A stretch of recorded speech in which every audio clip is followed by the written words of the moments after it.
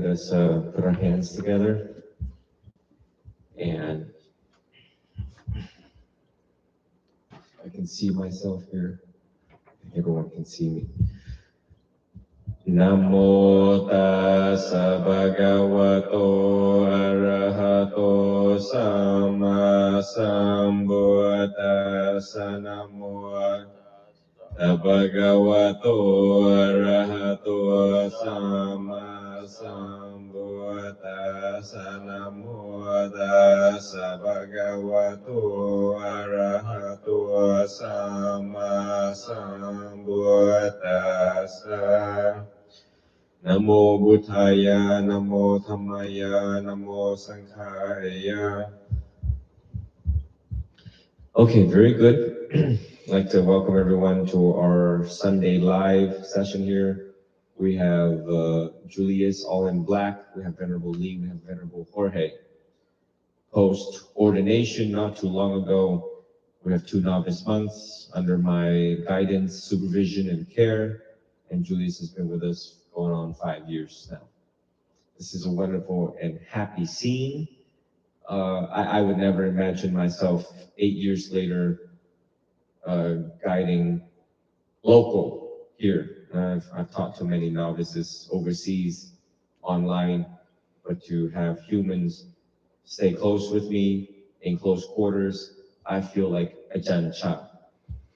So it's wonderful to have this undertaking, and also a joy to learn that Venerable Jorge also speaks Croatian, Italian, and Spanish. So you all can look forward to him speaking Spanish. As a matter of fact, we're going to let Venerable Jorge talk a little about his journey as you're comfortable with, and then maybe he speak a little bit of Spanish so everyone can know what's up. So, oh, my other microphone's over there, but it's okay. Here you go. So if you want to introduce yourself, where you've been in your life, where you're at, how you got into Buddhism, and what brings you here in asking for ordination, as today is your official ordination day. Let me grab the other microphone also. Thank you. Okay, go ahead.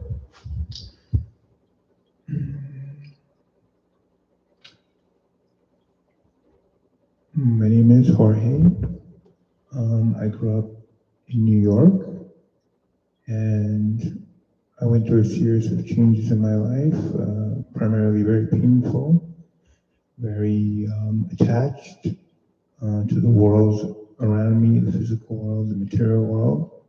So at an early age, I went through the system many times. So I was pretty hard-headed at a young age, and even into some part of adulthood. And in one of those adventures, I found the Buddha through a gentleman by the name of Alan Watts, who through his mental hooks captured me based on his Western interpretation of the Dhamma. And how I got sold was, I remember thinking and reading in the book where it stated, well, so you can have everything you want. So I was still afflicted by material possessions and attachments. You say you can have everything you want, except you get to keep it all, and you get to live the life beyond your dreams. And I remember thinking, beyond my dreams, that's pretty wild, because I have a pretty big imagination. To the degree that I would take markers and make them into like trains as a kid. So it was something that I found very interesting that Buddhism presented. And so I took the journey and read a bunch of books, and even some books came to me by way of coincidence, you could say. And I kept studying to my own and kept reading and asking questions and looking for different answers. And never gave up. I tried to follow the precepts on my own without a living master. I only had literary masters. So I kept as much as I could with the information and the understanding that I had. And as is so often said, when the student is ready, the teacher will appear, and so it was. I found Venerable Tree Tao in a moment where I was willing and open enough, and where my path led me. And being here in this school has been very grateful. I've been here just about a year. I've learned so much. I've changed so much for myself. So much more left. However, even my own family has told me, wow, we've seen a change. So it is definitely something that I take very profoundly and very sincerely, the Dhamma, in the way that the most Venerable Tree Tao presents it, as I like to call the hooks that he gets you with. And so here I am, and today was my ordination. Para todos los que entienden español, mi nombre es Jorge Jesús, y para que sepan de la comunidad, mi papá es peruano y mi mamá es de Puerto Rico, Lima, Perú y Bayamón, Puerto Rico. Yo crecí, vamos a ponerlo como... Fue difícil porque fue una casa estable, pero psicológicamente no.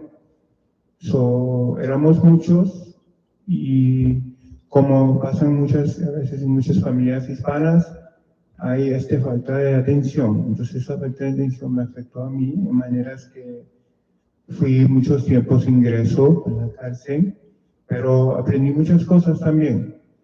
Y cómo llegué al budismo fue en uno de esos viajes, en mis aventuras. Llegué y me encontré en un libro, un maestro que se llamaba Alan Watts. Con él fue que me trajo al budismo con sus palabras, con el entendimiento de los sacrificios y los sufrimientos que hacemos nosotros en nuestra comunidad hispana, todo lo que pasamos nosotros, especialmente con la rastreada de cristianidad que nosotros basamos nuestros valores de la familia. Pues en eso seguí estudiando cuando estaba en ingreso, y cuando seguía el paso, seguía aprendiendo las cosas, leyendo los libros. Todos mis maestros habían pasado ya, o sea, eran maestros de libros, literalmente de libros. Pues en una de esas aventuras encontré al maestro Venerable Tree Tao, y solamente con sus palabras profundas, pequeñas, cortas, veloces, me agarró la atención. Y para mí eso era bien difícil, agarrar mi atención. Y bueno, pues con eso me convenció, y empecé a venir aquí manejando Orlando, siempre 2 horas y media todos los domingos, y bueno, pues fue una gran aventura, y aquí estoy. Hoy día fue mi ordenación, y estoy excitado para aprender muchas cosas de todos ustedes, y también que aprendan de mí. I wanted to add in English that I'm very excited to learn from all of you, and also that you will also learn from me. And so with that being said, I want to say thank you to all, and I'm looking forward to serving every single one of you. Y como eso lo voy a decir a todos ustedes, gracias. Estoy excitado para servirlos a todos ustedes. Gracias por escuchar. Thank you for listening to me. Thank you, Venerable Jorge. If you could hand the microphone to Venerable Lee. Venerable Lee, as you all know, disrobed earlier in the month, and then reordained again today. So we'd like to hear from Venerable Lee as to his continuation of studying and practicing the Dhamma. And Venerable Lee, as you all know, is quite young. He's 21. in the midst of an ever-changing world, these things happen where one needs to disrobe to take care of one's business and other worldly affairs. It could be academic, it could be work, it could be finance. That's why the novice ordination is so flexible. And in Thailand, they jump in and out of robes all the time. They adjust according to their spiritual needs and the demands of everyday life, work, home, school balance. So we'd like to hear from Venerable Lee, continuation of studying and his explanation as to why this is the most important choice right now in his life. Thank you, Venerable. So the continuation of studying will be more now aimed in the present time towards studying ADHD, because upon discussions with Venerable, it has come to light that I have pretty bad ADHD. I always tried to push it away and deal with it on my own, which up until this point in life has not worked out very well. I've been able to get to the point where I am now, and like Venerable Jorge said, when the teacher is ready, when the student is ready, the teacher will appear, which is something I actually used to say to Venerable. And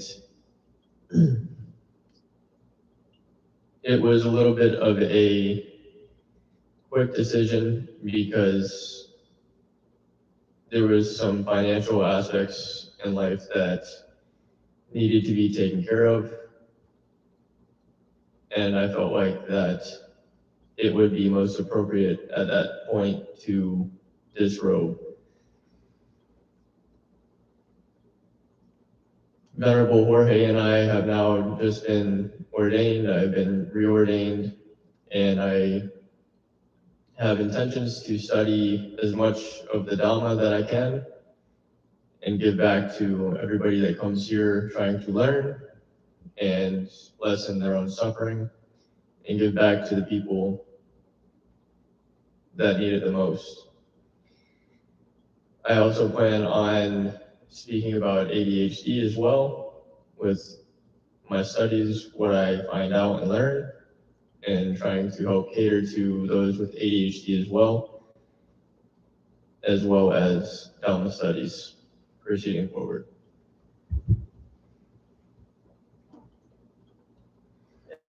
And thank you for sharing, Venerable Lee. If you could hand the microphone over to Julius, a student of now going on 5 years, as we'd like to hear from Julius, who he comes and he goes. Again, he's a representative of Gen Zoomers. And with some time alone with Julius out at the beach earlier this week, I learned that the whole time when he was absent, while I was carrying on with my projects, Julius has been meditating, and some of the questions that he asked was geared towards the stages of enlightenment, the practice of the non-self. So he's been progressing quite fairly fast and on point, up to speed as to where we are. Of course, I don't have the crystal ball, so I'm thinking the whole time he's playing on Xbox. So we'd like to hear from Julius as to your journey over the past couple of years, the things that sparked your interest, and the continuation of your curiosity in Buddhism.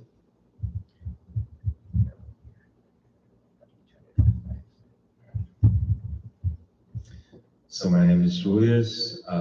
I've been a student of Venerable Lee for going on 5 years now. When we first met, it was really just me and him. He would travel to Tampa to come see me. We would go to the beach and meditate, talk about the Dhamma, where he would read excerpts from certain books, and kind of just have talks with me one-on-one. There was a period of time where he had different, tasks that he had to do, so he wasn't able to travel towards me as much. And I didn't necessarily put in the right amount of effort to coming out here to see him. So there was a bit of time where we weren't meeting up as often as we would. More recently, I've been traveling out here to meet with Venerable Jorge, Venerable Lee, and Venerable Jorge. And now I'm just looking to strengthen my knowledge of the Dhamma through meditation and through teachings and acts of service, so that I can be a better lay person, and maybe when the time is right, ordain as well. So yeah. Thank you, Julius. You know, we've gone through some hardships over the past month, and Venerable Jorge has contributed much to our energy, affording us food for myself and Venerable Lee. I've never experienced such hardships in my life, financial hardships, due to cases not being offered to me as an interpreter. And it's funny how karma works, and this is a living example of that. Just like I've told all of you previously, that I know when I suffer, I won't suffer long. And here comes this Buddhist angel named Jorge from Orlando, whom drives down 3 hours, 2 hours to see me in his tiny car amongst all of the traffic. And he would often bring, as you all have seen, apples and muffins and the offering of food for us monks. And there are times on those Sundays where you all know I was very hungry. I ate muffins in front of the cameras because I was going to pass out. It just shows that I never stopped teaching. Not, even in the ER, even with IV stuck into my veins, I'm teaching. And I don't ever stop teaching. As soon as there's an opportunity that opens up, you all know I'm live. It is to show as a model of a teacher and the model monk necessary to battle the 5 hindrances of laziness. We all have it.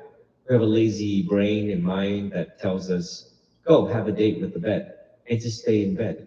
Bring your remote control in the bed. Bring your Xbox remote control in the bed. And how we can waste our life away every single day. And yet, it's fighting the good fight of waking up and know what needs to be done, study what needs to be studied. And here we are, inspiring the new generation of monks in all different ages. Venerable Jorge is 47, Venerable Lee is 21, and soon, Julius, you are 24 this year? Goodness. Anyone who goes back far enough can see myself and Julius meditating, and he looked like he's 12, right? And it's such a joy for me as a teacher sitting here to watch my kids grow up, right? And I didn't even have to pay child support. And it's a joy for them to go home and read, study, practice, even when I don't even know it, even when I'm not aware of it, and to come back and sit with me on the beach and tell me, we'll hear from Julius himself. Why don't you tell us the many years of meditation and what you experience nowadays in the periodic experiential, personal experience that you were able to taste peace.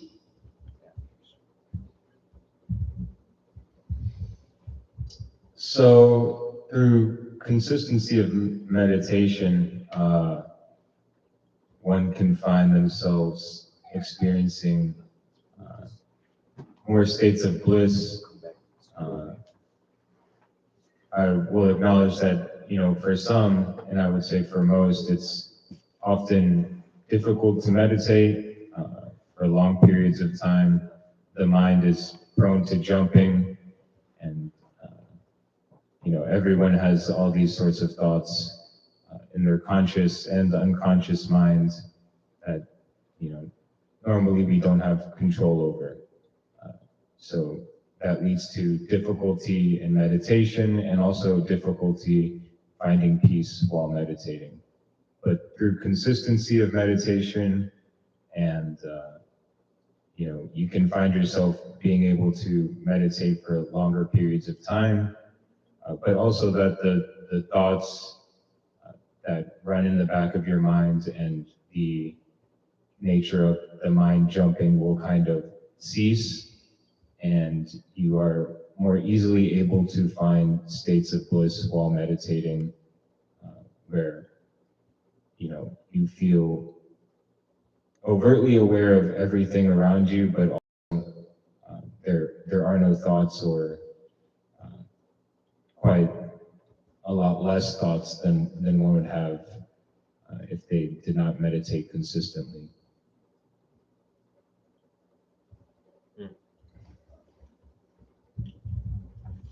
So we have lots of work to do in the forthcoming days. Again, everyone has a different task. We're trying to race against AI, right? Because AI knows everything, right? And a lot of information does not equal truth. And we humans, we organisms, right? Humans are organisms. We can't seem to adjust and change fast enough. But the goal here is to heed the warning from Professor Yuval Harari that we humans must learn to change with time, to be flexible, so that the enormous intense stress doesn't kill you. With the emergence of AI, where jobs are changing, my job's changing as an interpreter. I have reason to believe AI probably took over 80% of my cases. And so I have to change. I've always had to change my life. Every 2-3 years, something new happens, and here we are with Venerable Jorge. Look at this type of change. And so to embrace it happily, knowing how to suffer, one suffers less. And embrace suffering because it's necessary. You can make a lot of sense and meaning of suffering in your life. So at this point, in the midst of reading the biography of the Buddha,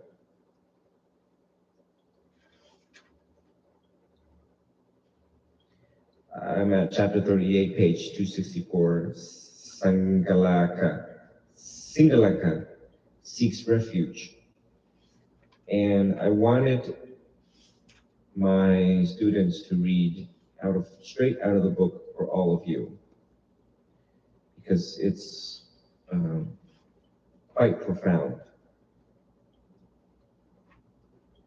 And perhaps I should make copies and give it to them here at my dad's office. So, but I want Venerable Lee to talk a little bit about the ADHD aspect of it, because I know a lot of you struggle with it like I have. It's amazing how I can sit still nowadays. Because my dad, right here in this office, he said, you must have a needle underneath your butt, because you can never sit still. It was quite unsettling throughout my adolescent years. So Venerable Lee has gone through a lot of information so far, a book called The ADHD Advantage by Dr. Dale Archer, MD. So while I'm copying this, Venerable Lee could give a synopsis of what he's read so far. So far in the book, the Venerable Jiradu said, the ADHD Advantage says what you thought was a diagnosis may be your greatest strength. Again, by Dale Archer, MD. Pretty much so far, I've gotten through the introduction and into the beginning of the book. I have not gotten that far yet. I just started it a few days ago. In the introduction, it talks a lot about percentage rates and the age group that is typically diagnosed. Now, mind you, this information was prior past information. I believe 2016, 2017 is when this book was released. And so far, it gives a lot of stories and it tells a lot about some of the most successful, well-established and known CEOs, entrepreneurs, businessmen, and businesswomen that all have come forward and tried to be advocates and are advocates for ADHD, priorly known as ADD. ADD stands for Attention Deficit Disorder, and ADHD stands for Attention Deficit Hyperactivity Disorder. One story that I remember that I feel like a lot of people can relate to was the show, if I'm not mistaken, give me 1 second, I'd like to reference it out of the book.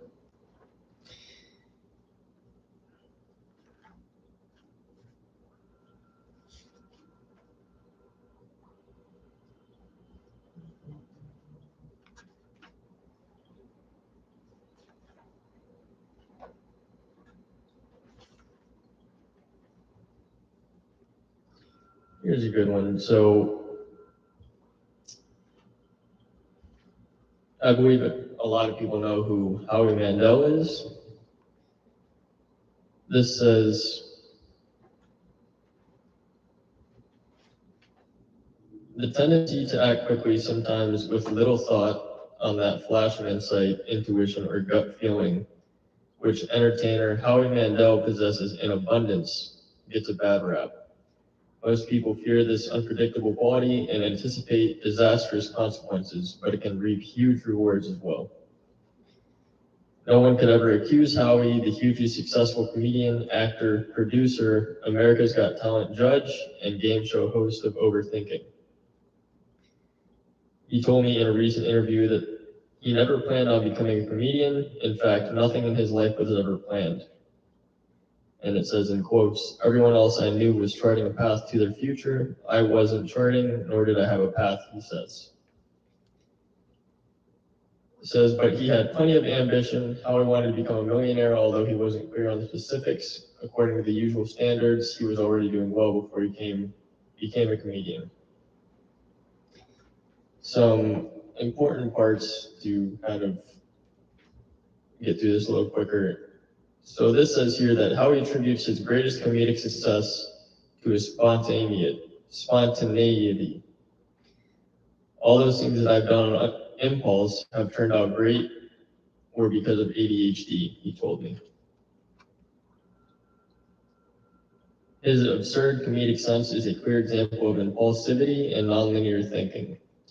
And this book really goes on about how with awareness that somebody has it and learning a little bit more about it, ADHD is not necessarily such a damning thing to have, but it can be leveraged to help propel one's life forward with the right awareness and figuring out tools to have in the toolbox in order to leverage the trait.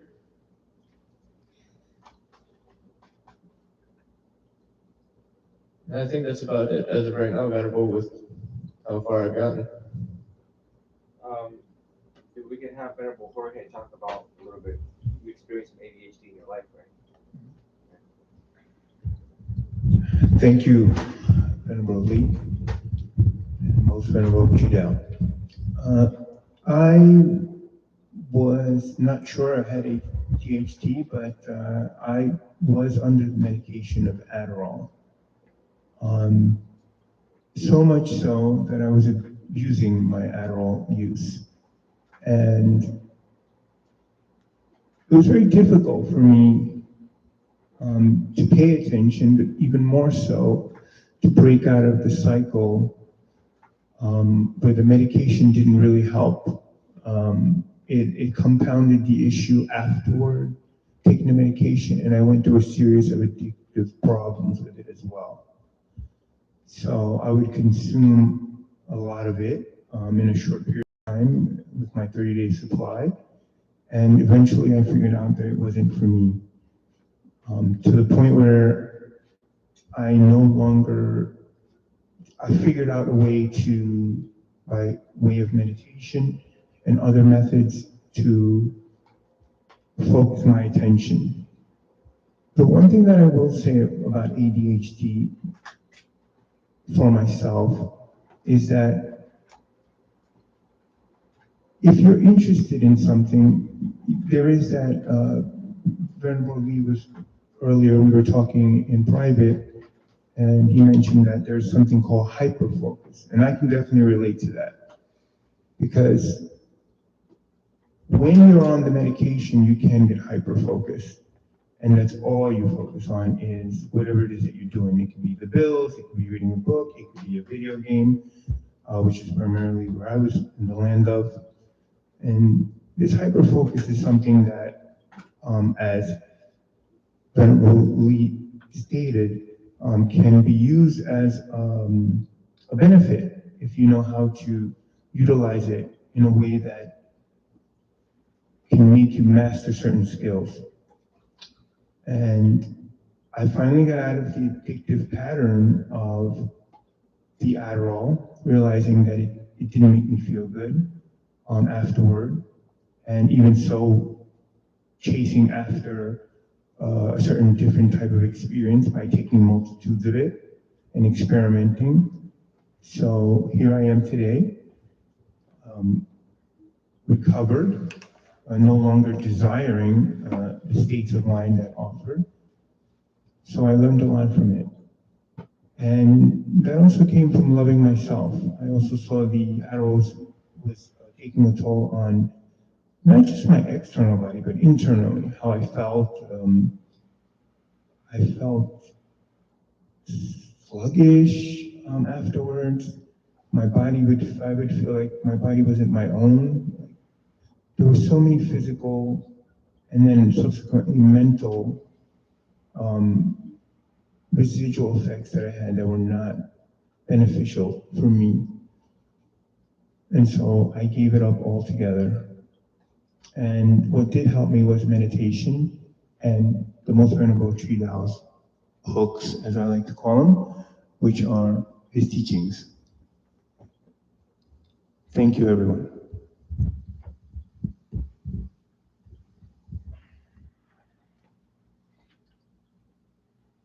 Okay, all right. I just made copies for them. Then right in front of all of you, would you like to?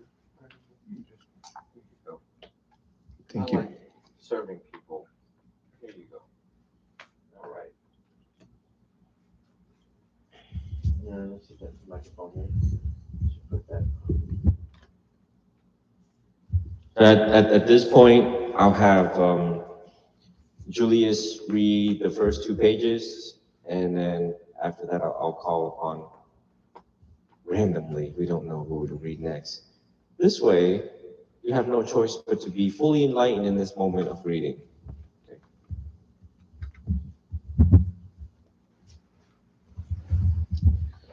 So this is a chapter titled Singalakas Seeks Refuge.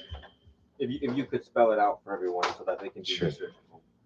Singalaka seeks refuge.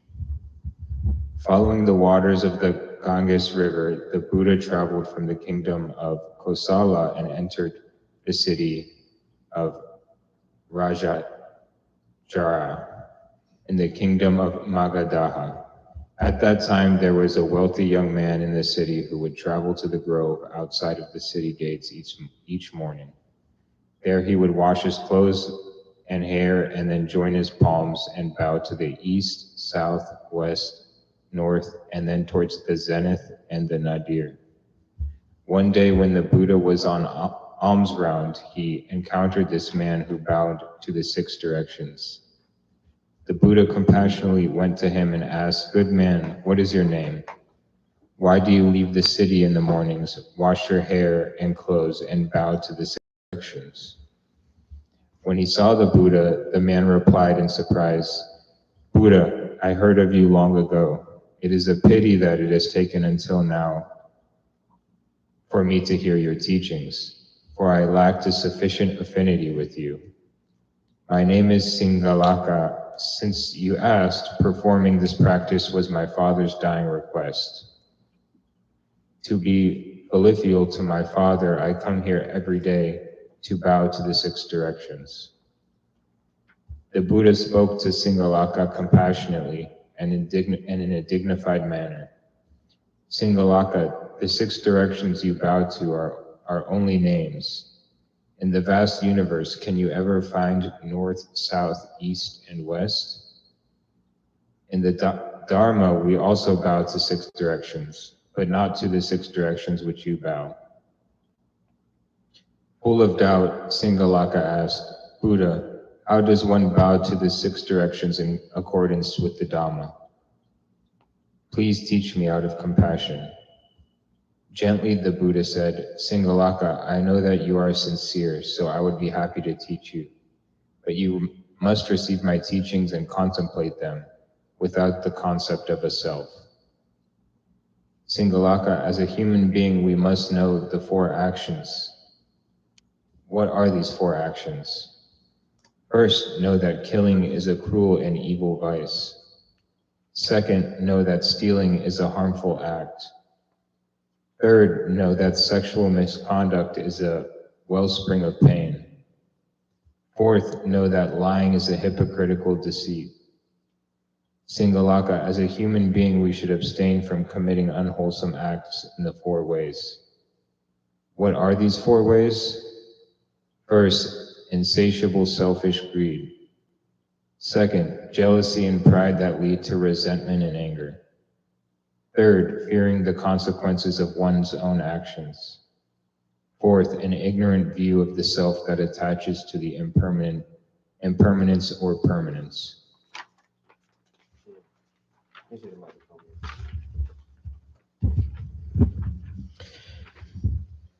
I'd like all of our listeners across the world to meditate carefully.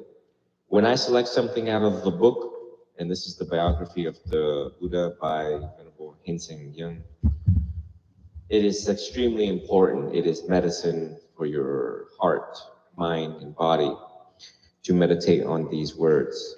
Because in this particular chapter, Buddha teaches us how to live. And if you don't live in accordance to his teachings, these are the anticipated accurate consequences to your life. And so if I could have Venerable Jorge read page 266 to 267.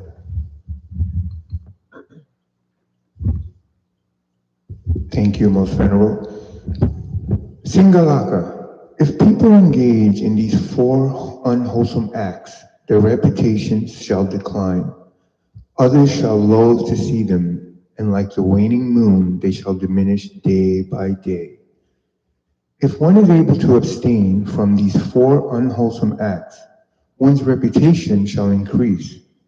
Others shall gladden to see one, and like the waxing moon, one shall become fuller by the day. Singalaka, there are 6 acts that lessen one's worth and create unwholesome karma. What are the 6? First, to indulge in alcohol. Second, to delight in gambling.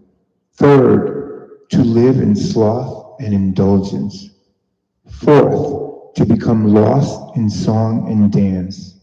Fifth, to enjoy making unwholesome friends. Sixth, to be lazy. Singalaka, those who indulge in alcohol have 6 losses. First, they lose wealth. Second, they fall ill.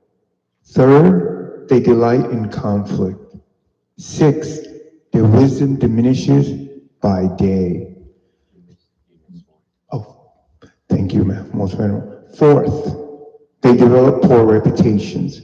Fifth, they are quick to anger. Sixth, their wisdom diminishes by day. Singalaka, those who delight in gambling also have 6 losses. First, their wealth decreases by the day. Second, grudges develop even if they win. Third, they are reprimanded by the wise. Fourth, people lose respect for them. Fifth, they become outcast. Sixth, they give rise to intention to steal. Singalaka, those who live in sloth and indulgence also have 6 losses. First, they do not take care of themselves. Second, they do not care for their children and grandchildren. Third, they do not protect wealth and possessions. Fourth, they become paranoid. Fifth, suffering comes to them. Sixth, they delight in fabrication. Everyone can relax for a second. Grab a chair, please. Please grab a chair. Everyone get comfy, remove the meditation cushion. Let me give them a rest on their backs. They've been sitting like this all morning. Sometimes I let them suffer, but enough suffering. The middle way. Yeah, Venerable Jorge, maybe you can scoot over a little bit. Yeah, thank you.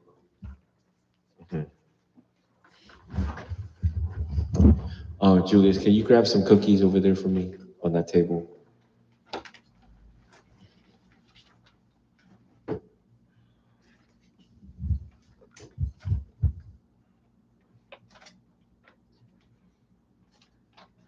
It's on the round table. Cookies right there. Chocolate cookies on the table. Round table, yeah, that one. Yes, no, chocolate cookies on the table. On the white plates. Down, go down, yep. That one, that's right. Cookies. If you can grab that chair, join Venerable Lee, and you guys, Venerable Lee, you can scoot a little closer. I promise I don't bite. Okay. All right. We're literally have utilized maximum calories. I'm now hungry again. Anyone else hungry? Okay, let's get through this, huh? All right, go ahead. Thank you, Most Venerable. Singalaka, those who become lost in song and dance have 6 losses, also have 6 losses. First, they seek song. Second, they seek dance. Third, they seek music. Fourth, they seek chattering. Fifth, they seek instrumental music. Sixth, they seek gatherings. Singalaka, those who enjoy making unwholesome friends also have 6 losses. First, they are eager to deceive others. Second, they delight in hiding. Third, they tempt others' family members. Fourth, they conspire for others' property. Fifth, they hoard fame and gain. Sixth, they enjoy disclosing others' wrongdoing. Singalaka, those who are lazy also have 6 losses. First, they are unwilling to work. Second, they are unwilling to diligently practice. Third, they delight in delicacies. Fourth, they have many delusional thoughts.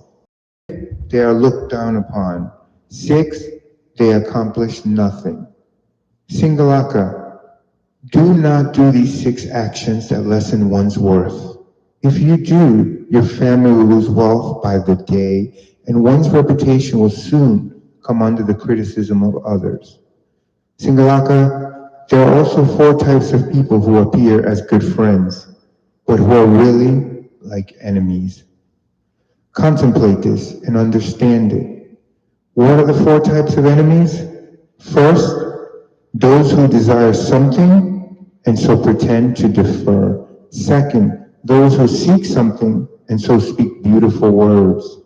Third, those who seek favor and so reverently obey you. Fourth, those who seek enjoyment and so befriend you. Singalaka, those who desire something and so pretend to defer act in this manner. First, he will ask for more when you give him little.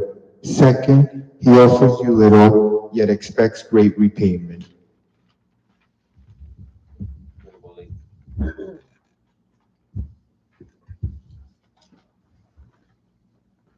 Third, he dreads you, but forces himself to be close to you. Fourth, he befriends you only to seek benefit. Singalaka, those who seek something and so speak beautiful words act in this manner. First, he follows you no matter whether your actions are wholesome or unwholesome. Second, he leaves you in times of need. Third, when others seek your help, on a good occasion, he hides it from you and does not tell you.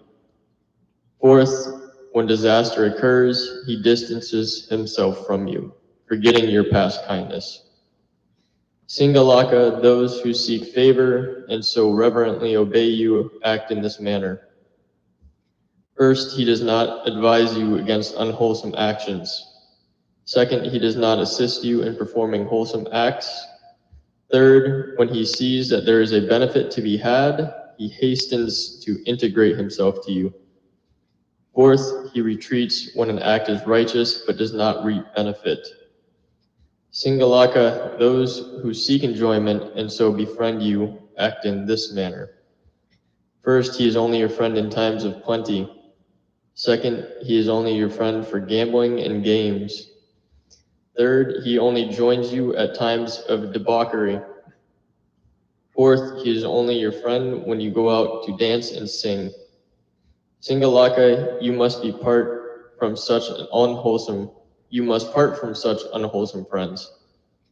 Those companions will only cause you to lower yourself. I will now tell you of the 4 types of beneficial friends that you should embrace. What are these 4? First, those who correct you when you do wrong. Second, those who have empathy and compassion. Third, those who delight in helping others. Fourth, those who do not abandon you in times of neither joy nor suffering. Singalaka, those who correct you when you do wrong are precious in 4 ways. First, they stop you from further wrongdoing. Second, they are proper individuals who are upstanding role models. Third, they treat others kindly, often wishing to help them. Fourth, they point out the virtuous path, guiding the confused. Singalaka, those who have empathy and compassion are precious in 4 ways. First, he expresses joy at your success. Second, he expresses concern when you engage in wrongdoing. Third, he speaks of virtue and does not point out others' shortcomings. Fourth, he stops others from speaking unwholesomely. Singalaka, those who delight in helping others are precious in 4 ways. First, they keep you from indulging in laziness. Second, they keep you from losing wealth. Third, they keep you from being afraid. Fourth, they offer you sincere advice in conversations. Singalaka, those who do not abandon you in times of neither joy nor suffering are precious in 4 ways. First, they do not reveal the secrets of friends. Second, in hard times, they do not desert you. Third, they are willing to sacrifice their lives and fortunes for their friends. Fourth, they often advise their friends against unwholesome acts, saving them from frightful fates. Singalaka, see with wisdom and recognize the 4 types of beneficial friends. After interacting with them, your character will be improved. Those with pure minds who engage in proper acts are like rays of light shining from a lamp, able to banish darkness. Bees diligently gather honey until they have an ample supply. Ants work tirelessly to collect and save food. In the same way, you should use 1/5 of your wealth to gather good friends, 1/5 to maintain your life, 1/5 to engage in business, 1/5 to offer the triple gem, and finally 1/5 to prepare for unexpected disasters. Julius, 1/5 to offer to the triple gem, which is the Buddha, the Dhamma, and we, the Sangha. And that Julius has done. And this is such a good, appropriate teachings, because you see how it teaches how to live, how the wise need to chill with the wise and not fools. and what we should do with our money to give and to rejoice in the directions and instructions that the Buddha left us. So if Julius could pick up on page 38.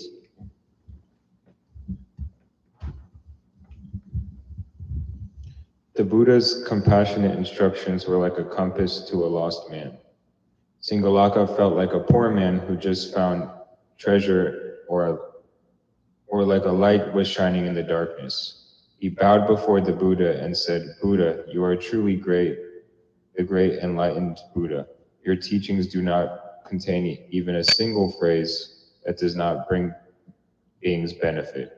You are truly the teacher of this world.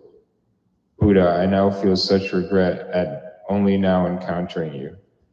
I am willing to let go of all of my past mistaken views. Please tell me, how should I honor the 6 directions?"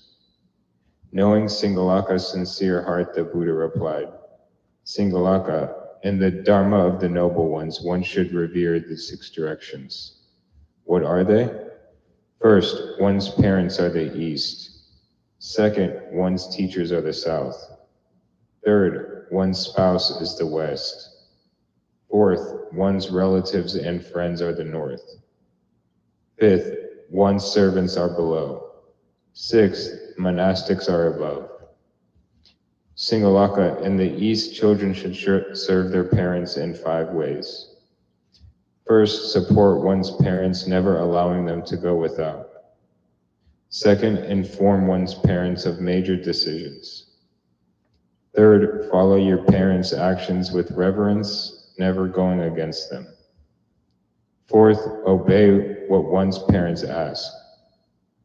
Fifth, after one's parents pass, do not continue one's parents' work. Continue the family tradition and practice generously. Parents should serve their children in 5 ways. First, when raising them, never allow one's children to perform unwholesome acts. Second, encourage one's children's wholesome qualities to foster good character. Third, show deep kindness and encourage one's children to learn and study widely. Fourth, arrange good marriages for them, ensuring that they are content. Fifth, provide one's children with what they need to succeed in their careers. If parents and children are able to accomplish these, they shall know peace and security and be free from worrying and suffering. Singalaka, in the South, students should serve their teachers in 5 ways. First, stand when one's teacher arrives, expressing one's willingness to learn. Second, praise one's teacher, provide for them, and reverently receive their instructions. Third, do as one's teacher asks. Fourth, carefully follow one's teacher's instructions without disobedience. Fifth, do not forget what one's teacher has taught. Teachers should serve their students in 5 ways. First, teach one student well and with loving kindness. Second, teach one's students what they do not know to broaden their knowledge. Third, answer one student's questions and make sure that they understand. Fourth, introduce one student to good friends and strengthen relations with them. Fifth, teach all one knows, withholding nothing. If teachers and students can accomplish these, they shall know peace and security and be free from worry and suffering. Singalaka, in the West, a husband should serve his wife in the 5 ways. First, treat one's wife with respect, just as reverence is shown to guests. Second, be loyal and trustworthy. Third, give food and clothes, providing for one's wife's needs. Fourth, be considerate and passionate. Fifth, in domestic matters, follow the wishes of one's wife. A wife should serve her husband in 5 ways. First, before one's husband in the morning, rise before one husband in the morning and clean the house. Second, seat your husband first before seating yourself.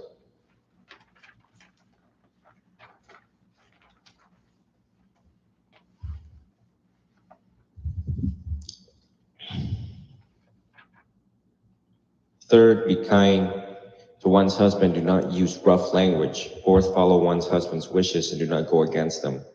Fifth, consult one's husband before a major undertaking. If husband and wife can accomplish these, they shall know peace and security and be free from worry and suffering. Sangha. In the north, a friend should serve his friends and relatives in 5 ways. First, if they are lacking, show them generosity. Second, greet them sincerely with warm and loving speech. Third, share benefits equally amongst oneself and others. Fourth, help them through their difficulties. Fifth, treat one another with sincerity without any deception. Relative and friend should serve a friend in 5 ways. First, providing encouragement and not allowing slothfulness. Second, advising friends not to waste money, but be frugal.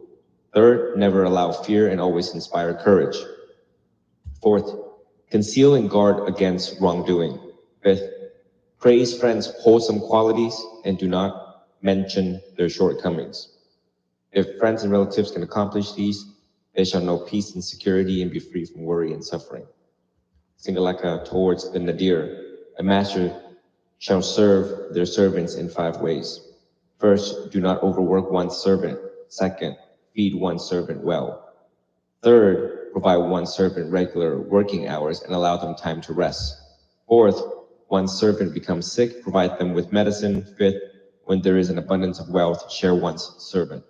That in regards to work, folks.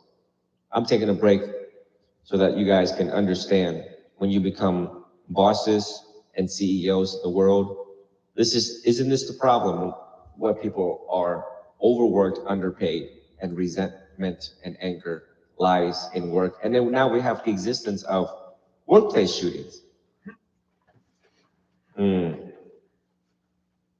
Servants should serve their master in 5 ways. First, rise early to perform one's duties diligently. Don't be late to work. Second, perform one's duty with care. Third, ask for permission in all things. Remain loyal to one's master. Fourth, be enthusiastic and complete one's work. Fifth, praise one's master, speaking well of their good acts. If master and servant can accomplish these, they shall know peace and security and be free from worry and suffering. Singalaka, towards the zenith, lay disciples should serve monastics in 5 ways. One should serve monastics in 5 ways. First, act with kindness, never kill or steal. Second, speak with kindness and do not lie. Third, think of kindness. Do not have greed or anger. Fourth, offer to monastic the 4 requisites. Fifth, always keep a door open, allowing monastics to leave and enter freely. Monastics should serve lay disciples in 6 ways. First, guide one's disciple and do not let them engage in wrongdoing. Second, teach one's disciple wholesome action and encourage them to do good deeds. Third, be kind and do not allow unwholesome thoughts to arise. Fourth, speak on what has been heard before, teaching often to the true Dhamma. Fifth, ensure one's disciple understanding your teaching so that the benefit of the Dhamma spread. Sixth, constantly speak of liberation. If lay disciple and monastic can accomplish these, they shall know peace and security and be free from worry and suffering. Singalaka, in the Dharma of the noble ones, honoring one's parents in the east, one's teachers in the south, one's spouse in the west, one's relative and friends in the north, one's servant below, and monastic above is the proper way to honor the 6th direction. By applying effort to these principles, one diligently advances on the path. One who does so will make good friends and become close to good and wise advisors. One will give rise to the 4 immeasurable minds: kindness, compassion, joy, and equanimity. One will be generous, speak good words, and practice the 4 means of embracing. These are true ways of filial piety. After hearing the Buddha's words, Singalaka wisdom eye opened. He was filled with limitless joy, and he practiced accordingly to these disciples. He sought refuge in the Buddha and abandoned his past ignorant ways of bowing to the 6th direction, placing his faith in the triple gem instead. We come to conclusion in today's service, Sunday service, in lieu for this morning at 10 a.m.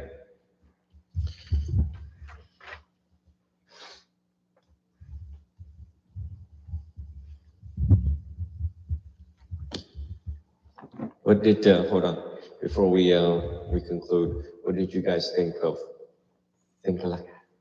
Singhalaka. Thank you, Most Venerable. I think Singhalaka was a very wise man. And yeah, I think that's, and very good wisdom on keeping an eye on those individual characteristics of those people and comparing them to the flip side of it, to the benefit, and those that are not so beneficial for each of us.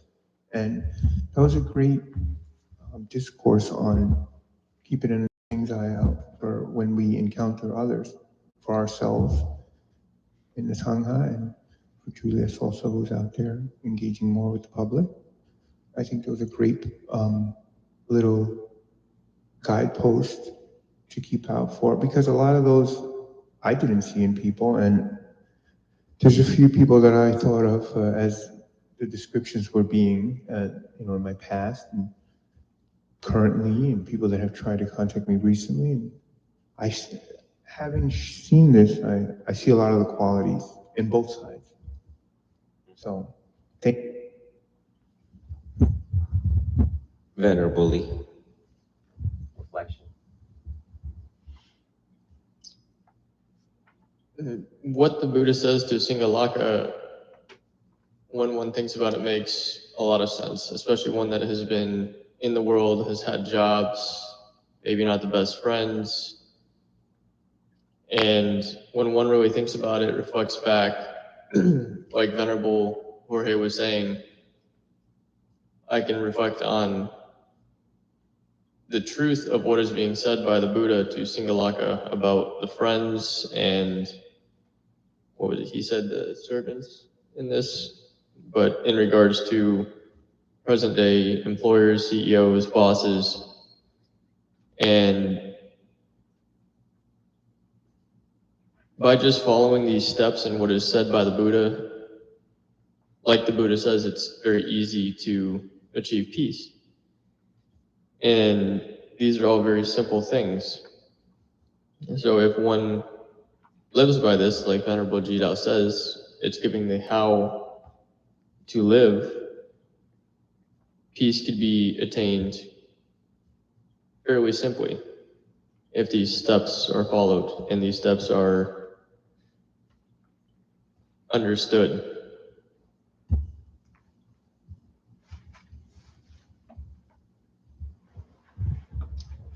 I think some of the things that the Buddha said to Singhalaka also can give light to having more compassion for others. If you have insight into why someone might be greedy or angry or treat other people a certain way, instead of reacting to that and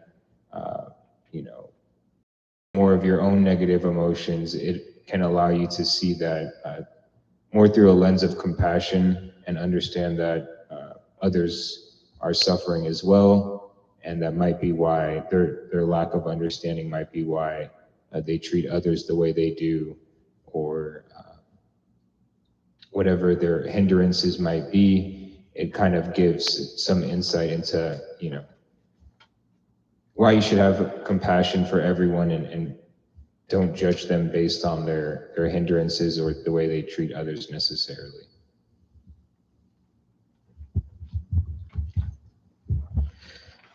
When we take refuge, which you all did earlier, Buddhang saranang gacchami, Dhammang saranang gacchami, Sanghang saranang gacchami. I go to the Buddha, the teachings of the Buddha, and the monastic order for refuge. A safe haven, a safe place to rest our mind and to receive the instructions. Where and how we have led our lives, obviously we have miscalculated. We have miscalculated in regards to our friends. We have miscalculated in regards to how we spend our time, our money, and the people that we're with the time that we have, and the resources available to us. Had the Buddha been present, he would ask you, how well is that working out for you? Like always, one must be honest to oneself and see the adjustment necessary in order to ensure peace, safety, and security in one's life. It's a serious thing, by the way, when I start going over there and printing out these pages and then effortlessly put staples on them for you all to keep. These are the things that you will teach lay people. You will need to remember these things from now and forever, because these are the set instructions that he gives and continues to give as we go through the book, the biography of the Buddha. So I'd like to conclude, because I know that your tummy's growling right now, and today is to exemplify where the food that we ingest, the calories that we have received, be dedicated to serving the people. And that's what monks do. We study, we sit in silence, meditation, and the wisdom we receive as such is to expound all of this to the world, a gift that excels all other gifts in the world, which is the Dhamma. So I want you all to feel good about your ordination, and you have already started to spin and turn the wheel. This is our own Dhamma Chakkapavatana Sutta, the start of the turning of the wheel in inspiring your generation and all of our fellow humans right now who are in very much anguish, to hear the teachings, to rejoice in the teachings, and to start meditating. Meditating on the Four Noble Truths, meditating on all of the qualities the Buddha have laid forth, and to make corrective changes in their life and quickly. Let us put our hands together for the blessing verse. Yatha varivaha pura pari purenti sakarang. Evamewa ito dinam petanang upakapati. Ichitang katitang kamhang kepamewa samechatu. Sabe purentu sangkapachando panyaraso yatha manicho diraso yatha. Sapi tiyo viwancantu saparo gawa wina satuma te bhagwan tuan tarayo suking. Ihayuko mawa abiwanana sile sanicang buata bacanino acataro thama wata diayuano Sokhang phalang bhavatasa phamangalang rakantasa padevatasa babuthanupavena sada soti bhavantu te bhavatasa phamangalang rakantasa padevatasa babthammanupavena sada soti bhavantu te bhavatasa phamangalang rakantasa padevata Sabba sangha nupavena sada soti bhavantu te. May all be well, be happy, be free. From the north to the south, from the east to the west. May all achieve enlightenment. May all reflect on the teachings of the Buddha.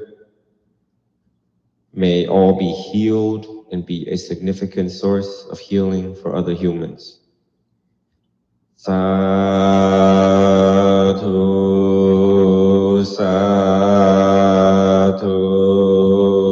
sadhu.